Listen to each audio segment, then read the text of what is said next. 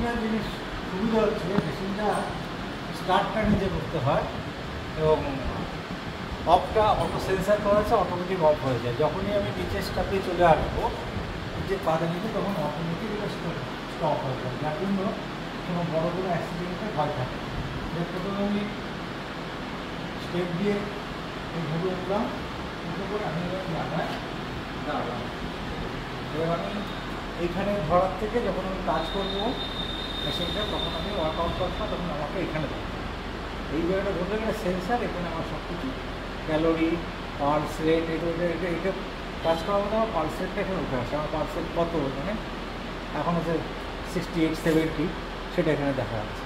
এরপর আমি এখানে স্টার্ট বোতামটা টিপলাম। স্টার্ট বোতামটা টেপার পরে এবার ওর যা সিস্টেম, সেই সিস্টেম অনুযায়ী ও কাজ করতে শুরু করবে।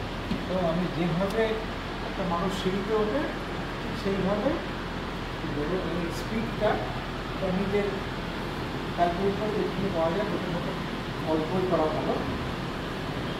আমার এখন 4-এ করছি।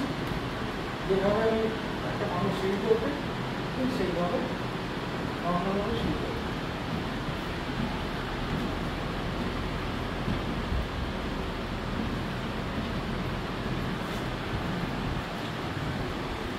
যেহেতু আমি প্রথম স্পিডটাকে মাত্র 4-এ রেখেছি, এখানে কতগুলো স্টেপ আমি ভাঙলাম সেটাও কাউন্ট এসে যাচ্ছে। আমি 44খানা স্টেপ আমার ভাঙা হয়েছে।